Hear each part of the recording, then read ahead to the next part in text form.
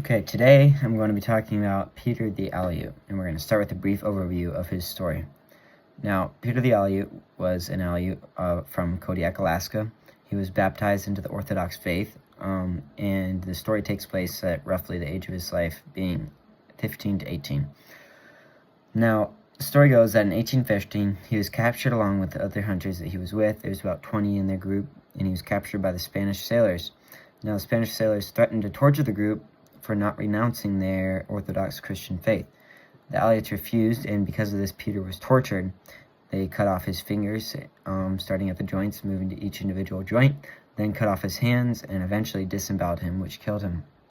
The rest of the group was eventually escorted back home after the clerk, who was in charge of the whole thing, received a letter stating to let them go. Now, all this information in this story is gathered from the Orthodox History website. Most of the content in this account is gathered from the Orthodox History website. Now, the significance of this story is important because it's a very large symbol of steadfastness even in persecution to the Russian Orthodox Church. And to our knowledge, Peter the Aleut is the first Orthodox Christian man to be martyred in North America. There is some speculation regarding this story, though, and it mainly stems from the fact that there are only 4 primary accounts to our knowledge. And this is the primary account written in 1865. There are 2 written in 1820, and then there's 1 written in 1819. They all stem from the same eyewitness, though, which again does not provide a very sturdy level of credibility. Now, the 2 main accounts that I'm going to talk about are both from 1820, and then we'll briefly mention the 1819 account. The February 15th, 1820 account, written by Simeon Yanovsky, who is a Russian official writing to his superiors, writes about how Peter would not recant and claimed to be a Christian until his death. Now, this is already mentioned before, so we won't go too far into depth about that. Simeon then recommends that the government interfere to keep this from happening to other people, and that's essentially the census of his letter. Now, the second account, December 20th, 1820, was written by the main administrator of the Russian-American Company, and it was sent to the Tsar at the time, Alexander I. Now, this goes into a lot more detail, but I will spare you the time, and this basically goes through how the whole group was stopped on the coast of California. They all were captured and eventually released except for 2, those 2 being Peter and his comrade. Now, the companion eventually escaped, however, the story also goes into Peter's death. We won't go into that a third time. Now, the only first-hand account stems from the 1819 deposition of Kegley Ivan, who is another Aleut, not from Kodiak, where Peter was from. However, he claims to be an eyewitness, and it is the earliest source in the most put-together accounts. This is usually what researchers like to stem their grounds based off of. And it does line up with the first 2 pretty well, so that's good.